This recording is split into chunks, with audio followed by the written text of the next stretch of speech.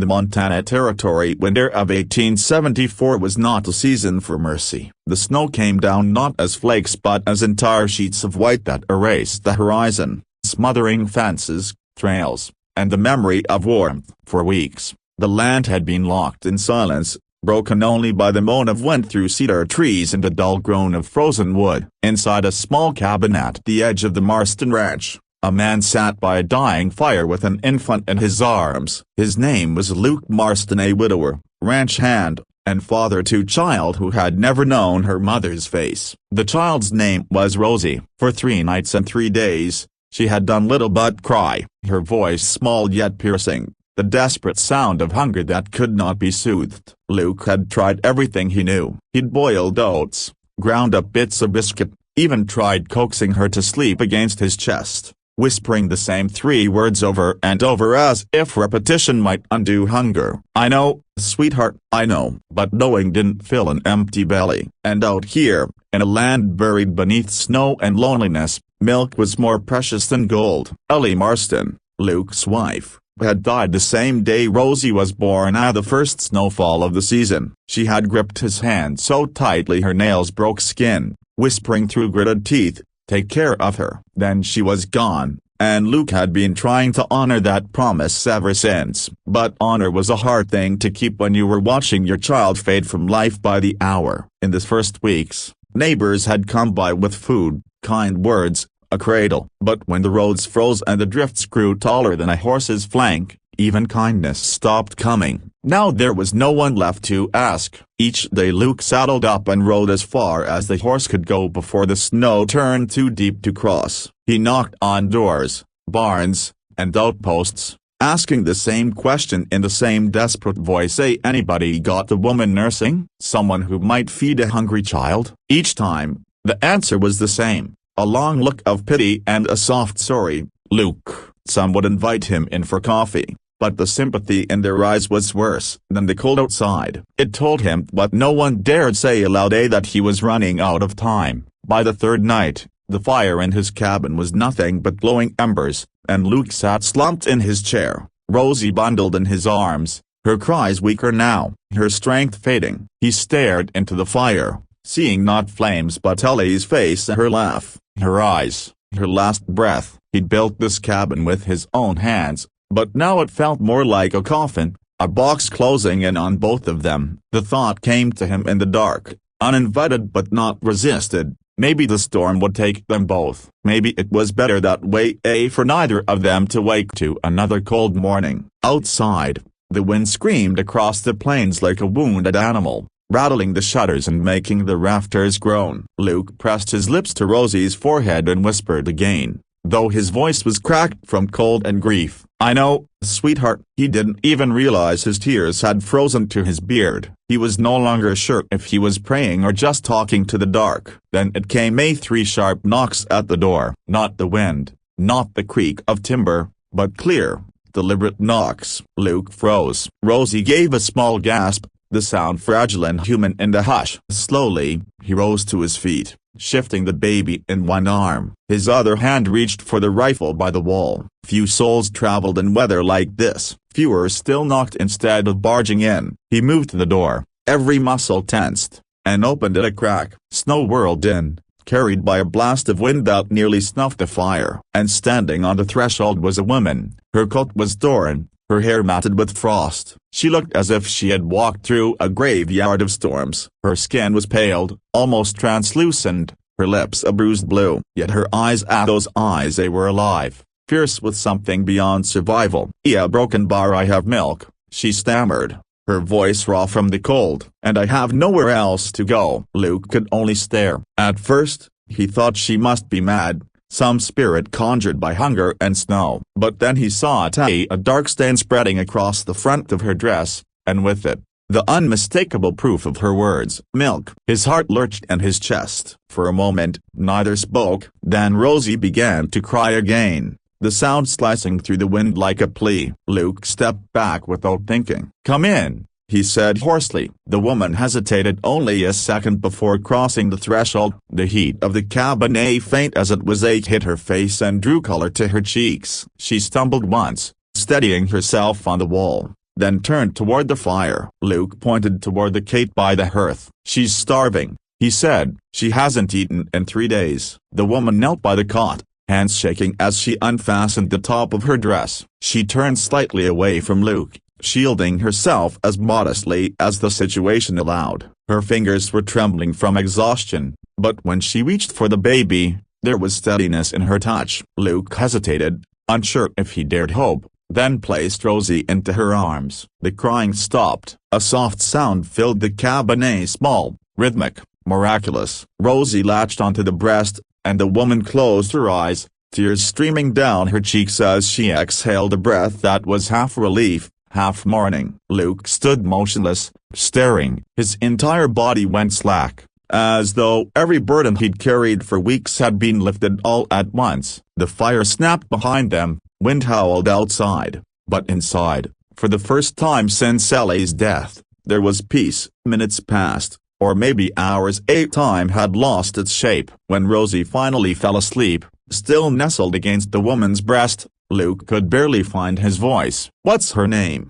she asked quietly. "Rosie," he said. "Rosie Marston." She nodded faintly, her lips curving in something between a smile and a sob. Luke took a blanket from the chair and wrapped it around her shoulders. "I'm Luke," he said softly. "Mariah," she replied. Her voice trembled, not from fear, but from the weight of something unspoken. Outside, the storm continued to rage, clawing at the walls, but inside, something fragile had taken root. Not hope exactly, but its first breath. Luke knelt by the fire, adding a new log to the flames, watching as sparks leapt upward, reflected in the woman's tear-streaked face. The cabin, once a place of despair, now held 2 strangers bound by hunger, loss, and the faint pulse of new life. He didn't know who she was or where she had come from. He didn't know why her hands shook or why her eyes seemed haunted. All he knew was that his child lived, that there was warmth again in a house that had known only cold. Somewhere deep in the wind's long cry, he thought he heard Ellie's voice, a faint,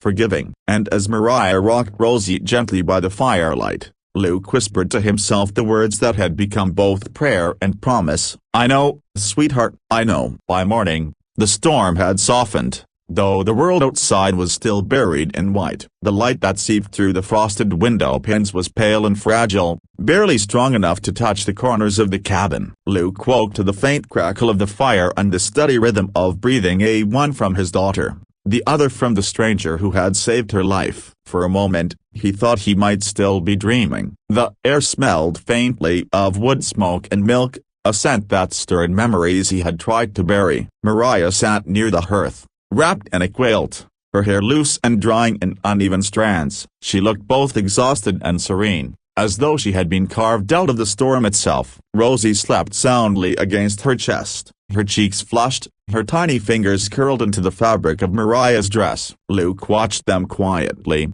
afraid that any sound might break the fragile balance of peace that had settled in the room. It had been months since he'd shared his space with another soul, and now, in the quiet morning, the presence of a stranger felt both strange and necessary. He busied himself at the stove, pouring water from the kettle and stirring what little oatmeal he had left. He could feel the weight of her eyes on him, not suspicious, just curious, the way someone studies a place they might have to stay longer than planned. When he finally turned to face her, she offered a small, cautious smile. "Thank you for letting me stay," she said softly. Her voice was still hoarse from the cold, each word emerging carefully, as if she were afraid to speak too loudly in a room that wasn't hers. "You saved her," Luke replied simply, glancing toward Rosie. "I should be thanking you." Mariah's gaze lingered on the baby, her expression unreadable. "She's strong," she murmured. "She'll make it." The silence that followed wasn't uncomfortable, but it was thick with unspoken questions. Luke wanted to ask who she was, where she had come from, how she had ended up wandering through a blizzard with nothing but a torn coat and a desperate claim that she had milk. But there was something about her posture, the way she kept her eyes down, the way she held Rosie as if she were afraid to let go, that stopped him. Whatever had driven her to his door, it wasn't simple. They ate in quiet rhythm, the only sounds the clinking of spoons and the sighing wind outside. When Rosie stirred and whimpered, Mariah was there instantly, her movements practiced, instinctive. Luke watched her, feeling a strange ache twist inside him. It wasn't just gratitude, it was something deeper, something he didn't have words for. He had spent months drowning in silence and loss, and now here was this woman, breathing life back into a house that had felt more like a tomb. Finally, he asked, "You said you had nowhere else to go. What happened?" Mariah's hands stilled. For a long time, she said nothing, staring into the fire as though searching for courage in its glow. "My husband," she began slowly, her voice barely above a whisper. "He broken Bard died 3 weeks ago. Fever took him fast. I buried him myself." Her fingers trembled slightly, but she didn't look away from the flames. "We were traveling west. He said there'd be work near Helena. But after he died, I couldn't stay in that cabin alone. I just started walking." Luke swallowed hard, guilt flickering across his face. "And the milk?" She hesitated. "I had a baby too." Her voice broke on the last word, and she blinked hard, her jaw tightening as she fought the tremor in her throat. "He didn't make it through the night." The silence that followed was absolute. Even the fire seemed to dim, as though the room itself bowed under the weight of her words. Luke closed his eyes briefly, his chest heavy with a pain that mirrored his own. When he finally spoke,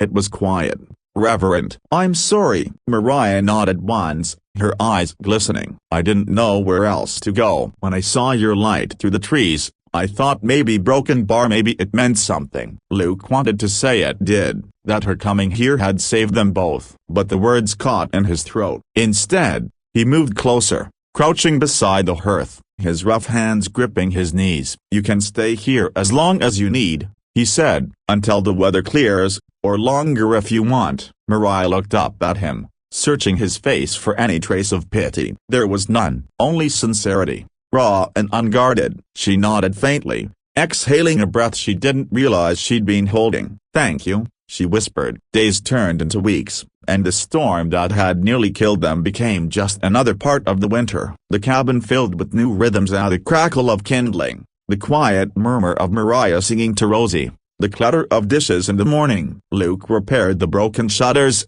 cut new wood, and cleared the paths to the barn. The air still bit with cold, but the silence was no longer empty. Mariah found her place naturally. She cooked simple meals, mended Luke's torn shirts, and filled the cabin with the gentleness that had been missing for too long. She spoke little of her past, and Luke never pressed. Instead, they shared stories in small pieces about the towns they'd passed through, the lives they lost, and the tiny hopes that had somehow survived despite everything.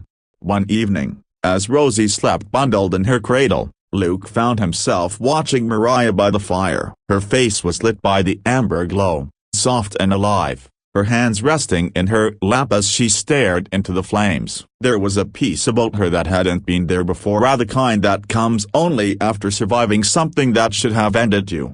"I used to think the worst part of losing someone," Luke said quietly, "was the moment they go. But it's not. It's the day after. When you wake up, and they're still gone, and the next day, and the one after that." Mariah's eyes met his, filled with understanding. "You stop waiting for the sound of them," she murmured. "The door opening, the laugh from the next room. It's like the world forgets them faster than you can." Luke nodded. The two of them sat in silence for a long time, the kind of silence that feels like a shared confession. Outside, the snow had begun to melt in small patches, revealing the muddy earth beneath. The worst of winter had passed. It wasn't love yet, what existed between them, but it was something close, a quiet reliance, a fragile trust built from loss and survival. Mariah still carried sorrow in her eyes, but there were moments now when she smiled without forcing it, when she laughed softly at Rosie's tiny yawns, when her voice filled the cabin not with grief,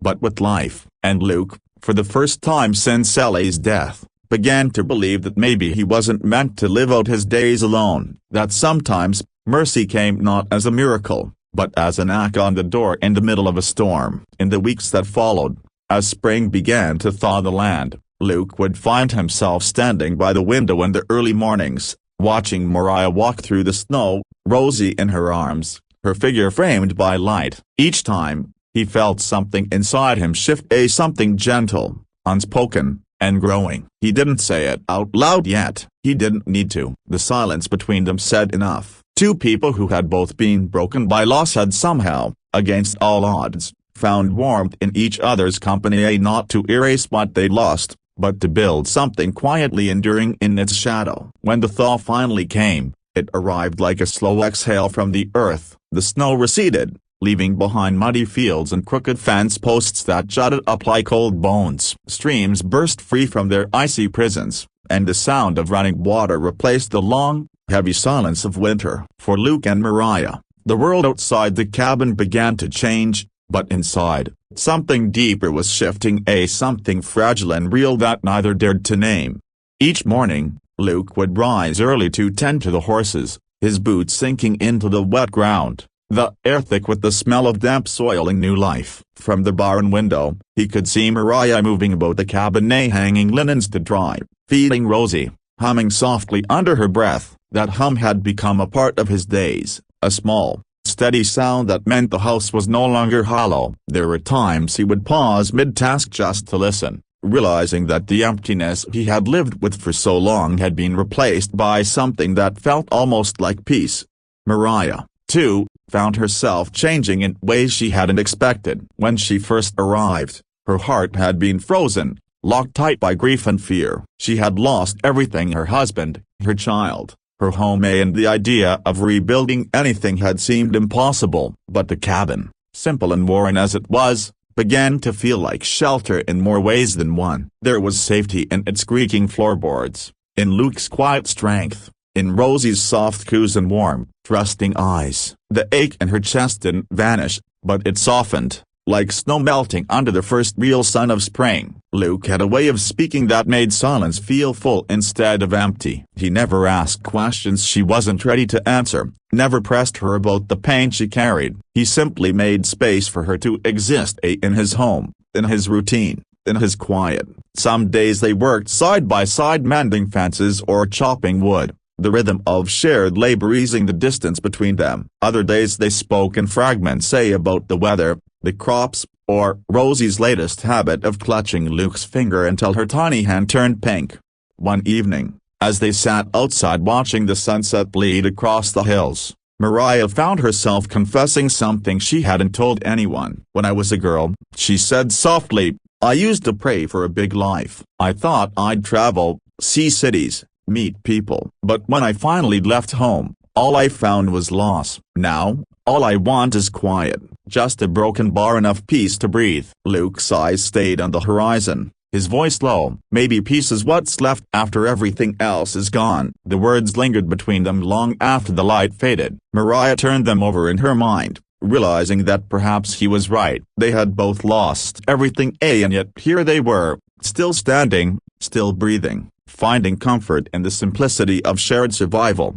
Rosie grew stronger with each passing week, her laughter filling the cabin like sunlight. She had Luke's eyes and Ellie's smile, and when she reached for Mariah with chubby hands, it stirred something inside the woman that she hadn't felt since her own child had died, a tenderness that frightened her at first, then steadied her. She loved Rosie not as a replacement, but as proof that love could still exist after grief. Sometimes, at night, when the wind whispered through the cracks in the shutters, Mariah would sit by Rosie's cradle and whisper stories. She told her about the stars, about the sound of the sea, about how even the smallest light could guide you home through darkness. Luke would listen from his chair by the fire, pretending to read while letting her voice wrap around him like warmth. But as the snow melted and the world reopened, an unspoken question began to grow between them. What happened next? The storm that had brought them together was gone. The roads were clear again, the rivers flowing,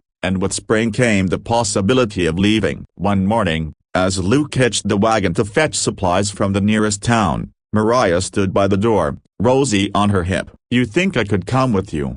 she asked, her tone cautious but hopeful. He hesitated, adjusting the reins before turning toward her. "Of course," he said, "if you want to." The trip was long, the road muddy and uneven, but it was the first time either of them had left the cabin since winter. The town was small, a scattering of buildings, a general store, a church, a few houses still bearing the scars of the storm. As they walked through the streets, people glanced at them curiously. Some recognized Luke and greeted him with nods or smiles, but their eyes lingered on Mariah, this woman no one had seen before, carrying a child that wasn't hers.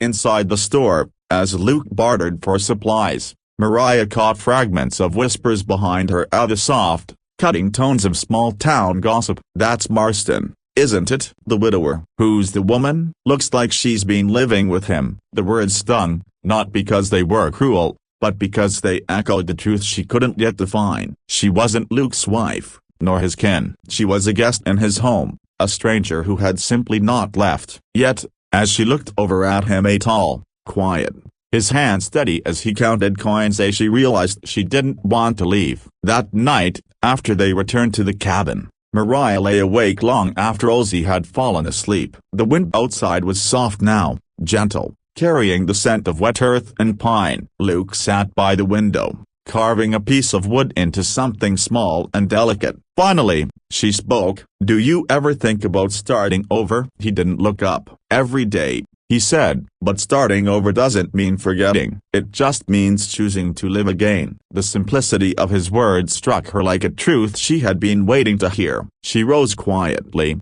walked to the window, and stood beside him. For a long moment, they said nothing. The night was calm, the sky clear. Somewhere in that stillness, something shifted. Not a grand confession, not a declaration of love, but an understanding. Over the following weeks, their lives settled into a rhythm that felt almost ordinary. Luke taught Mariah how to handle the horses, how to shoot, how to mend a fence that would last through summer storms. She, in turn, taught him how to bake bread that didn't burn, how to patch a tear without leaving a mark, how to laugh without guilt. Slowly, the grief that had once defined them began to transform, not into joy exactly, but into something quieter, sturdier. The day Luke finally spoke his heart came without planning. They were out near the pasture, fixing a broken gate, when Rosie toddled through the grass, giggling as she chased a butterfly. Mariah's laughter rang out after her, softer and bright in the open air. Luke straightened, wiping his hands on his trousers, and looked at the woman who had walked out of a storm and the child who had given him reason to keep breathing. He didn't kneel, didn't reach for her hand, didn't make promises. He just said, with the same quiet certainty that had guided him through loss and snow, "You don't ever have to leave, Mariah." She turned to him slowly, her eyes meeting his. In that moment, she saw everything he wasn't saying: the love, the fear, the gratitude, the quiet plea for her to stay. Tears welled in her eyes, but her smile was steady. "I don't want to," she said simply. The wind stirred around them, carrying with it the scent of thawed earth and blooming life. For the first time in a long time, the horizon no longer looked like an ending. It looked like a beginning, not born from miracle or destiny, but from two broken hearts that had chosen, against all odds, to heal together.